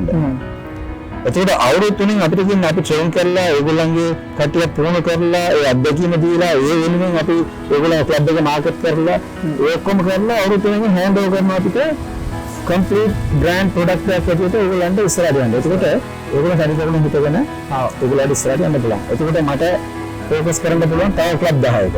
දැන් මේක ඔක්කොම හැමදේම සිදු වෙන්න පළවෙනි දේ ඇවිල්ලා දැන් මේක දිනයක් සැලැස්ම අනුව දැන් ඔබතුමා දැන් ලොකු කාල පරිච්ඡේදයක් අපිට හම්බුණා. සැලසුම් කරන්න හැමදේම. දැන් ඔක්කොම අවසන් මට ඕනේ මේ දිනයක් අපේ ජනතාව දැනගන්න. මොකද ක්‍රීඩකීන් ගොඩක් බලාපොරොත්තු වෙන්නේ මේ මොකද පාඩු ලබන්න යන්නේ පළවෙනි අවුරුද්දක ඇත්තම කියත ඔබ වගේ ඉන්වෙස්ට්මන්ට් එකක් ගොඩක් මේ පොඩි ඉන්වෙස්ට්මන්ට් එකට පොඩි දෙයක් හරි බාඩුවක් හරි ලබන්න යන්නේ ක්ලබ්ස් උනාට ප්ලේස්ලා කොහොමද ප්‍රොෆිට් එකක් කියන්නේ එයාලට ඉන්කම් එකක් වෙනස් ජොබ් එකක් ප්ලේස්ලා ඒක බලාපොරොත්තු වෙගෙන ඉන්නවා. මේකට ඔබතුමා මේ කියන්නේ දිනේ දැනට තීරණය කරලා තියෙනවද පටන් ගන්න දිනයක්? ඔව් අපි නිශ්චිතම දිනයක් අපි දැන් සකස් කරලා තියෙනවා. ඇත්තටම 2019 වසරේ අවාසනාන්ත විදියට පාස්කු ඉරිදා ප්‍රහාරයෙන් අපි ඇත්තටම පීඩාවටපත් වෙලා අප්‍රේල් මාසේ පටන් ගන්න තිබුණ 2009 අප්‍රේල් මාසේ තමයි අපි මේක සූදානම් කරලා තිබුණේ. පාස්කු ඉරිදා ඇත්තටම ලංකාවට ලොකු අවසාන තත්ත්වයක් උදා වුණා. එතන ලොකු පීඩාවක්පත් වුණා. මම හිතනවා ක්‍රීඩා අපි එක තරඟයකට පැවැත්වන්න බැරි වුණා. අනිත් සුපර් ලීග් විතරක් නෙමෙයි. මේක අපේ කන්ට්‍රෝල් එකේ නැබියන් ඩය කන්ට්‍රෝල් කියලා කියන්නේ මොකද අපි ඉස්සලා බලන්නේ ජනතාවගේ ආරක්ෂාව ජීවිතය ඒගොල්ලන්ගේ ජීවන රටාව. ඒක තමයි මේ කියන්නේ ක්‍රීඩාව ඊළඟට එන්න ඕනේ. ඒ වගේම තමයි කොවිඩ් එක. හැබැයි කොවිඩ් කාලේ අපිට අත්‍තරම ඉඩකඩ ලැබුණා. අපි නැවත සංවිධානය වෙන්න ලැබට ප්ලෑන් කරන්න සැලසුම් කරන්න කාලයක් හම්බුණා. අපි ඒක කරලා තියෙනවා. නොවැම්බර් මාසයේ අපිට 10 වෙනිදා තියෙනවා World Cup qualification match අන්තිම match එක ලෙබනන් වලදී. එතකොට අපි සූදානම් කරගෙන ඉන්නේ නොවැම්බර් 14 ඊළඟ එනසනසුවද 22 මම හිතන්නේ. ඒ වගේ ඒ දින දෙකකින් එකක සුපර් ලීග් එක අනිවාර්යයෙන්ම ලොන්ච් කරලා ඒකෙන් දිගටම අපි ෆික්ස් කැලෙන්ඩර් එකක් සකස් කරලා තියෙනවා. ඇනුවල් කැලෙන්ඩර් එකක්. ඒ පීරියඩ් එක අනිවාර්යයෙන් දෙනවා. අපි දැන් නොවැම්බර් ඉඳන් පටන් ගත්තාම මාස 6ක් වගේ කාලයක් යනවා ඊළඟ අවුරුද්දේ. හැබැයි ඊළඟ අවුරුද්ද වල නොවැම්බර් දැන් කලින් පටන් ගන්න සූදානම් කරලා තියෙනවා. ඒ කියන්නේ අපි මයි මාසේ සිට තමයි මොකද මම අහන්න යන්නේ දැන් ඒතකොට වර්ල්ඩ් කප් ක්වොලිෆයිං එක ක්ලෑෂ් වෙන්නේ නැති වෙන විදිහටනේ කරන්න ඕනේ. අපි මේ අවුරුද්ද වර්ල්ඩ් කප් වල ගිය අවුරුද්දේ මොකද මට දෙයක් මම කියන්න ඕනේ මේ ක්ලබ්ස් ඇවිල්ලා මැචස් කොවිඩ් වලින් මේ කොවිඩ් නෙමෙයි මේ පාස්කු ඉරිදා ප්‍රහාරයෙන් පස්සේ මැචස් ගන්න බැරි වෙන්න හේතුව ප්ලේස්ලා ටුවර් ගිහිල්ලා කියලා ක්ලබ්ස් කම්ප්ලේන්ට් කරා. ඊට පස්සේ මොකද උනේ අපිට ඇවිල්ලා ප්‍රීමියර් ලීග් යන්න තියන්න බැරි වුණා. ඔය මොකද ඔය සිටුේෂන්ස් මෙතන ඇවිල්ලා බලපාන්න බෑ. එයාලා ඉන්ටර්නැෂනල් මැචස් ගන්න තමයි ඒක මම දෙලින්ම කිව්ව දානස් අපි කතා කරන්නේ වෘත්තියමට. ඒක එලිට් එක.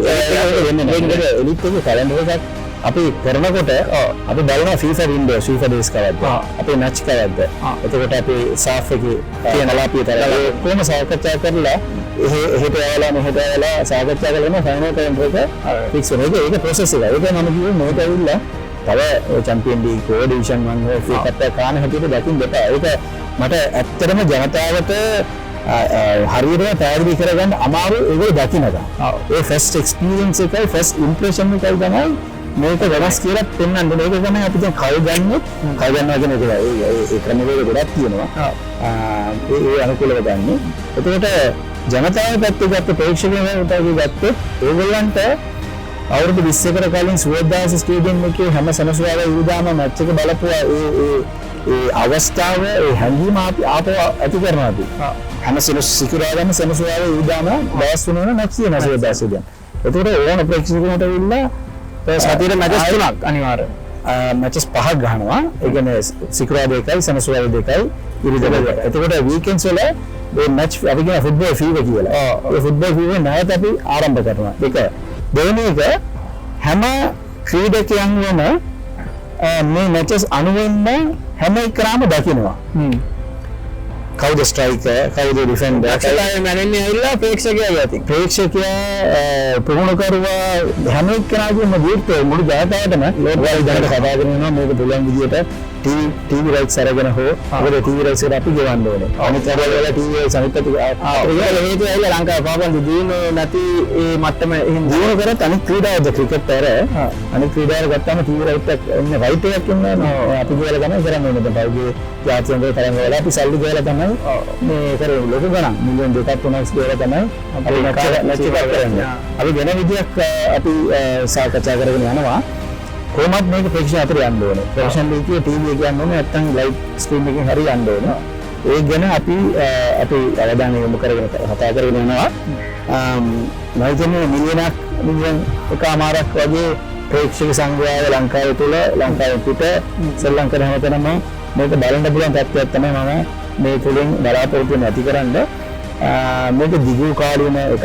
ඇත්තටම මේක අපි හරියට සකස් කරලා දියත් කරොත් දානස් මට බව කියන්න පුළුවන් ලංකාවේ ෆුට්බෝල් එක ගැන හිතන විදියයි ෆුට්බෝල් එක යන විදියයි ලොකු වෙනස් වීමක් වෙනවා. ඒකට ඔයගොල්ලෝ කියන්නේ පොඩි ළමයා පවා පේරන්ට්ස්ලා එතකොට දෙමාපියෝ යවයි ෆුට්බෝල් ගහන්න කියලා. අනිවාර්යෙන්ම ගේම් චේන්ජ් මේක තමයි ගේම් චේන්ජ්. එතකොට ට්‍රෙන්ඩ් සෙටර් කියලා කියන්නේ ඒක තමයි. මේ ෆුට්බෝල් එක ගැන දකින්න පැත්ත, පේන පැත්ත, ඒකේ බ්‍රෑන්ඩ් එකක් ඇතුළේ බිල්ඩ් කරන පැත්ත ඔක්කොම වෙනස් වෙනවා. එතකොට දක්ෂතාවය දියුණු වෙනවා. ප්ලේයර්ස්ලාට උනත් Tamanට උවමනාවක් කළා කියනවා මම කොච්චර දවසකට කොච්චර ට්‍රේන් කරන්න ඕනද. මොකද මුළු ලංකාවම බලන් ඉන්නවා කියන දක්ෂතාවය. ඒගොල්ලෝ perform වෙන්න නම් self performance increase කරන්න වෙනවා. එයා ප්‍රපේර් වෙන්න ඕනේ. ඒක තමයි අර පඩියක් ලබන්න. එතකොට එයා දිනු කරන්න ඕනේ. සීසන් 2 3 වගේ යනකොට මේකට select කරන්න පුළුවන් කට්ටිය ලොකු තරඟකාරීත්වයක් යනවා. ඒ ෆස්ට් ලෙවල් එකට මම ගහන්න ඕනේ කියලා එක්කෙනෙක් තව එක්කෙනෙක් බෙන්ච් එකකින් ඉඳලා ගහන්න. ඒ වගේ තරඟකාරී තත්ත්වයක් තිබෙනවා. එතකොට අපි ලෙවල් එකට උඩට යනවා. ප්ලේයර්ස්ලා ක්‍රීඩාංගණයට එන්නේ කොහමද? ඉතින් යන්නේ කොහමද? ඒ ඔක්කොම ජාත්‍යන්තරයේ තලයට අපි ඉන්ටර්නැෂනල් මැච් එකක් ගන්න විදිහට හැඩහැස්ලා ආවම ෆුට්බෝල් කල්චර් එක නිකම්ම ඇති වෙනවා. ආයෙත් අලුතින් උගන්වන්න දෙයක් නැහැ.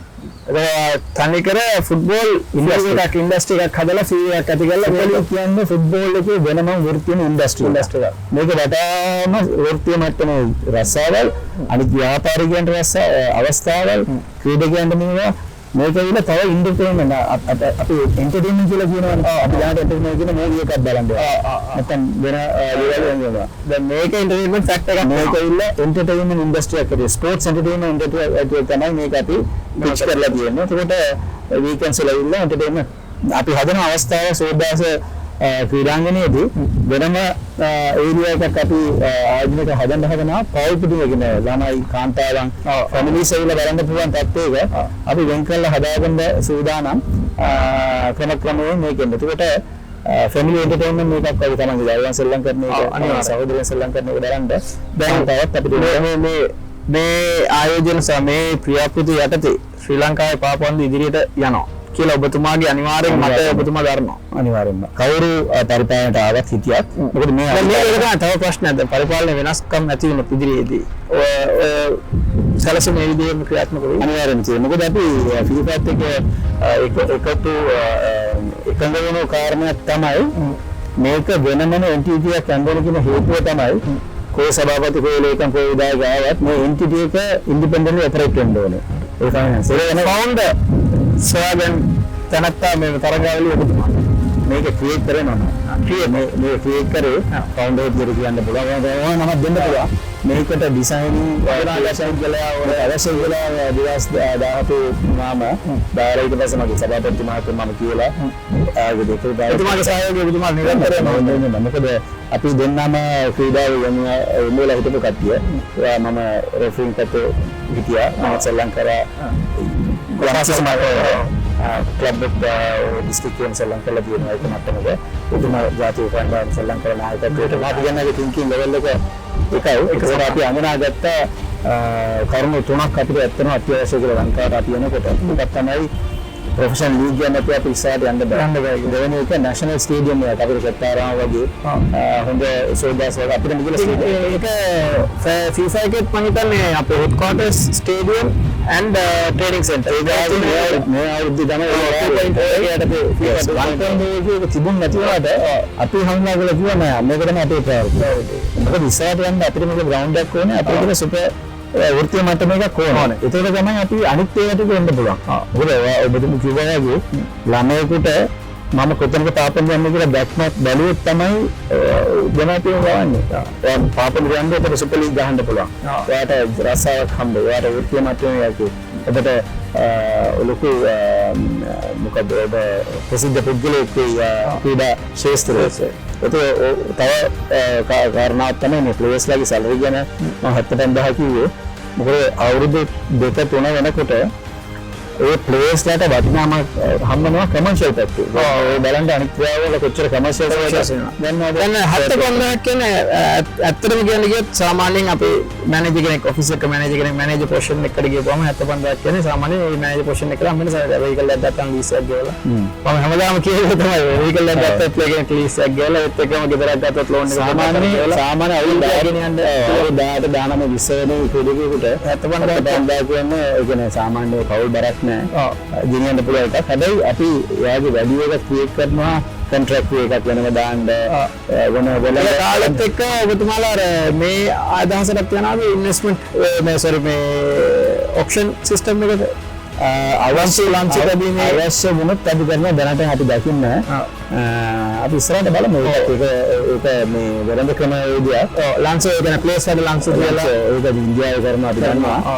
අපිට ලංකාවේ කරන්න ඕන කියලා එහෙම ටිකක් රාම ඇවිල්ලා නැහැ අනාගතේදී මම කියන්නේ අපි අවශ්‍ය වුණොත් ඒ වෙලාවට සමාජ අවුරුද්දට වෙන අලුත් ක්‍රම වේග ඇවිල්ලා කියලා එල්ලෙන්නත් පුළුවන් ලංකාවේ දින වල අලුත් ක්‍රමයක් එන්නත් පුළුවන් අපි අලුත් ජනරේට් කරන්න අනිවාර්යයෙන් ඇත්තටම ඔබතුමාත් එක්ක මේ කතා කරපු එකේ දැන් මට ගොඩක් දේවල් මට මදි මේ කාල පරිච්ඡේදය ඇත්තටම ගොඩාක් දේවල් තියෙනවා කතා කරන්න පාපන්දු කියපුවාම ලෝකේ දැවැන්තම ක්‍රීඩාව ලොකුම ක්‍රීඩාව ඒකම වැඩිම මම ප්‍රේක්ෂකයන්ට කියන වැඩිම ඒ කියන්නේ UN එකට ඉන්නේ මෙම්බර්ස්ලා 100 ගාණක් අපිට ඉන්න 211 FIFA යටතේ ලෝකේ ලොකුම සංවිධානය FIFA කියන්නේ ඒ සංවිධානයේ යටතේ ඉන්න අපි ක්‍රීඩකයෝ හැටියට ප්‍රේක්ෂකයෝ හැටියට හැමදෙනාම එකතු වෙලා ඉන්නේ මේ පාපන්දු ලංකාවේ තවත් ඉදිරියට යන්නේ අපේ ළමයි දැන් මට තාම ළමයි නැහැ මගේ ළමයි ආපු කාලෙක හරිද මගේ ළමයිනුත් කවදාද මට බය නැතුව يعني මම තුන්වෙනි මම කියන්න ඕනේ ගොඩක් අය දන්නේ නැහැ මම කියන්නේ වීඩියෝස් කරාට මම තුන්වෙනි ජෙනරේෂන් ප්ලේ කෙනෙක් මගේ සීය ෆුට්බෝල් ප්ලේ කෙනෙක් තාත්තා ෆුට්බෝල් ප්ලේ කෙනෙක් මමත් පොඩි ස්කූල් ටයිම්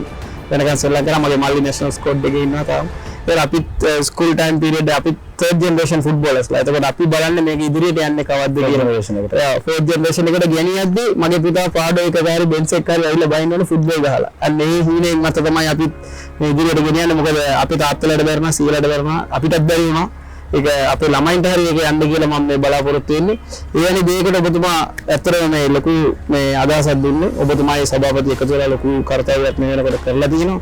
ලොකු සාකච්ඡාවක් අවශ්‍යයි මේක ඒ කියන්නේ full විදිහට තව deep discussion එකක් මේක මේ ඉදිරියට ගෙනියන්නේ කොහොමද structures මොනවද අපි මොනවා වගේ දේවල්ද ලංකාවේ ඉස්සරහට කරන්නේ හැමදේ ගැනම දැන් මම ඔබතුමාට ආපු ගමන් දැන් දුරකථනයේ අමතුමත් දීලා මට ඉන්ටර්විව් එකක් ලබා දෙන්න පුළුවන්ද කියලා ඔබතුමාගේ ප්‍රශ්නයක් නැහැ ඉරිදා එන්න මගේ ගෙදරට එන්න ඕන වෙලාවක් ගන්න පැය ගාණක් ගන්න උදේ ඉඳලා මම මෙතන ඔබතුමාත් එක්ක ඔබතුමා දවස පවුලත් එක්ක ගත කරන දවස ඔබතුමා ඒත් එක්ක දැන් මම ඔබතුමාට ආරම්භයක් කරනවා මගේ ප්‍රදේශයට එන්න අපේ ප්‍රදේශයට කුරුණෑගල වැවාසල අපි ලස්සන වීඩියෝ එකක් කරමු ඔබතුමාත් එක්ක ස්ට්‍රක්චරල් ඩිස්කෂන් එකක් මේ future football Sri Lanka future and we are football ඔබතුමාගේ සංකල්පය එම සංකල්පයත් එක්ක අපි කතා කරමු. ඉතාම ස්තුතියි ඔබතුමා මගේ නිවස තමයි ඇවිල්ලා මේ වීඩියෝ එක ලබා ගන්න ආවට මේක අතරම මම තමයි ඔබතුමාගේ ආයතනයට එන්න ඕනේ. අතර මේ පණිවිඩය මම දෙන්නේ මේ ලංකාවේ ජනතාවට හා ප්‍රේක්ෂකයන්ට මොනවද වෙන්නේ කියලා අපි කියන්නත් ඕනේ. අපි අපිට වග කියන්න ඕනේ පරිපාලකයෝ හැටියට අපි ඒක නිරන්තරයෙන්ම අපි කැපවෙලා ඉන්නවා. එන්න කිසිම ප්‍රශ්නයක් නැහැ. ඔබතුමාගේ ප්‍රදේශයේ නෙමෙයි ලංකාවේ ඕනම ප්‍රදේශයකට මම හිල්ලා ඔබතුමාට මාධ්‍ය සාකච්ඡාවක්ද වීඩියෝ එකක්ද එහෙම නැත්නම් ඕන දෙයකට කතා කරන්න සූදානම්. පාපන්දුව දියුණුව සඳහා පාපන්දුවේ ඔබතුමාලගේ තියෙන අදහස් සඳහා නැත්නම් මේ ප්‍රදේශයේ අධ්‍යයනය කරන සඳහා ඕන කෙනෙක් දෙන්න පුළුවන්. මොකද පාපන්දුවේ මම හිතන ලංකාවේ මම සෑම උතුරේ ඉඳන් දකුණ වෙනකන් සෑම ක්‍රීඩාංගණයකට මම ගිහිල්ලා තියෙන සෑම ප්‍රදේශෙම මොකද අවුරුදු 22ක් විතර මම විනිසුරුවක් කරේ හිටියනකොට අම්පාතුම ගිහලා මැච් බස්සල නැගලා ගිහිල්ලා එහෙම කාලයක් තිබුණා. ඇත්තටම සතුටු කාලයක්. බොහොම ස්තුතියි ඔබ ආවට. මම ඔබ ප්‍රදේශෙට එන්න අනිවාර්යෙන් අපි සාකච්ඡා කරමු. මොකද ලස්සන view එකක් තියෙන කුරුණෑගල පොඩ්ඩක් පාපන්දුව ගැන පොඩ්ඩක් වැඩිපුර මොකද කුරුණෑගල තිබ්බ මම මේ කුරුණෑගල කතා කරපින්ද ඉවර වෙන්න ගාලේ කුරුණෑගල තිබ්බ ලීග් එකත් මේ මම දන්නා යම් කිසි දැන් අපේ එක ලීග් එකක් තියෙන පොල්ගාල් ලීග් අපි එහෙ තමයි නියෝජනය කරන්නේ. මොකද පාපන්දු තියෙන්න බෑ කොහේ හරි සෙල්ලම් කරන්න බෑ. ඇත්තටම පොල්ගාහවල ලීග් කියම අපිට හැම වෙලාවෙම මතක් වෙන්නේ කාන්තා පාපන්දුව. අනිවාර්යෙන්. වැඩිම කාන්තා පාපන්දුව වෙන්නේ පොල්ගාහවල ලීගයේයි මහියංගන පැත්තේ. එතකොට ඇත්තටම මේ කුරුණෑගල පැත්තට මමයි සභාපතිතුමයි සාකච්ඡා කරලා තියෙන්නේ වැඩි අවධානයක් යොමු කරන්න ඕනේ කියලා. අපි ඒක ගැන කතා කරලා අපි පාපන්දුවෙන් නිතරම වෙනදාට වඩා සාකච්ඡා වලට මාධ්‍ය වලට එන්න අපි කිසිම බාධාවක් නැහැ. මාධ්‍යෙන් පොඩි මට පොඩි චෝදනාවක් තිබුණා මේ නෑ චෝදනා කරන මම මාධ්‍යත් එක්ක මේ සාකච්ඡා කරන්න මේවා කරන්න හරි අමාරුයි කියලා. ඇත්තටම අවුරුදු දෙකමාර වගේ කාලයක් මම තිබුණා පොඩි නෙමෙයි සෑහෙන පරිපාලනය වැඩ කටයුතු ඇතුළේ. ඒ හින්දා මට ඇත්තටම කාල වේලාවක් තිබුණේ නැහැ. ඒත් එක්කම වගේ විදේශ සංසාරේ මැච් කමිෂන් හැටියට ඉතින් මේ ඔක්කොම සමබරව ගෙනිනකොට ඇත්තටම කාලයක් තිබුණේ නැහැ තමයි. හැබැයි ඕන වෙලාවක මාධ්‍ය ඕනම කෙනෙක් කතා කරනකොට මම ඊට පස්සේ කෝල් නිරන්තරයෙන්ම ඉන්නවා කතා කරලා තියෙන ඒගොල්ලෝ සම්බන්ධයක් තියෙනවා. ඕන මාධ්‍යයකට ඕන කෙනෙකුට අපි එන්න සූදානම්. මාධ්‍ය මේ මම වෙනුවෙන් නෙමෙයි මේ කාලය මම කියන්න කැමති මේ කාලය වෙන් කරන්නේ ජස්ව කියන ලේකම්තුමා වෙනුවෙන් නෙමෙයි ශ්‍රී ලංකා පාපන්දුව ශේෂ්ත්‍රයේ පාපන්දු ගැන කතා කරන මේ කාලය භාගයත් විනාඩි 40ක්ද ඔබතුමා මම කරලා දෙන එකට ස්තුතියි. මේක ඇත්තටම පෞද්ගලික ප්‍රොමෝෂන් එකක් ඔබතුමා ගැන කරන ප්‍රොමෝෂන් නෑ. වෙන කවුරු ගැන මම මාධ්‍යයටත් කියන්න ඕනේ මගේ ජනතාවට කියන්න ඕනේ මගේ channel එක view කරන ඔක්කොම විවස්ටට කියන්න මේක පෞද්ගලික ප්‍රොමෝෂන් එකක් නෙමෙයි. මේක ඇවිල්ලා ෆුට්බෝල් ප්‍රොමෝෂන් එකක්. සම්පූර්ණයෙන් ෆුට්බෝල් ශ්‍රී ලංකා ෆුට්බෝල් ප්‍රොමෝට් කරන්නයි මේ කරන්නේ. ඒ නිසා මේ මම ජෙස්ටර් ඔමාර් කියලා මේ පුද්ගලයා මෙතන ජෙස්ටර් ඔමාර් හිටියත් එකයි වෙන කවුරු හරි හිටියත් එකයි ලේකත් දූරේ මම ඇවිල්ලා කතා කරනවා. ඇත්තටම එතුමා හොඳ පුද්ගලෙක් මට කතා කරපු ගමන් මම එන්නම් කතා කරමු. ඔයාලා ගමටත් එන්නම් කියනවා. බොහොම ස්තුතියි ජෙස්ටර් මහත්මයා. ඉදිරියේදී අපි වැඩ කටයුතු ලස්සනට කරගෙන යන් මා අප ගමට එන්න කතා කරමු කුරුණෑගලට එන්න. බොහොම ස්තුතියි. ඔබට යම් කිසි දෙයක් ජනතාවට කියන්න තියෙන අවසාන වශයෙන් ජනතාවට කියන්න තියෙන්නේ ෆුට්බෝල් පාපන්දු වෙනුවෙන් දායකත්වය දෙන්න මේ සුන්දරම ක්‍රීඩාවට සහයෝගය දෙන්න අපි මෙතන පටන් ශ්‍රී ලංකා පාපන්දුව ඉහළම තලයට ගෙනියන්න පුළුවන් ව්‍යායාමයක අපි මම සභාපතිතුමා විධායක කමිටුව සියලු දෙනාම ඉන්නේ. අපිට අත්දැක කරන්න අපිට යෝජනා කරන්න අපි අන්තිම මොහොතේ අපි පරිපාලනයේ ඉන්න සෑම මොහොතකම අපි කැප වෙලා ඉන්නවා. ඊටාම විනිවිදභාවයෙන් මේ පාපන්දුව ගොඩනගලා අනාගත පරපුරට හොඳ ක්‍රීඩාවක් සපයලා දෙන්න මේ අවස්ථාව දුන්න ඔබ සියලු දෙනාටම බොහොම ස්තුතියි සහ අයබෝවන්. බොහොම ස්තුතියි ජෙස්ටර් මහත්මයා. මගේ page එක subscribe කරන්න, share කරන්න, like කරන්න හැමෝටම share කරන්න මේක. ඊළඟ interview එක කුරුණෑගලදී ජෙස්ටර් ඔමාර් එක්ක. See you.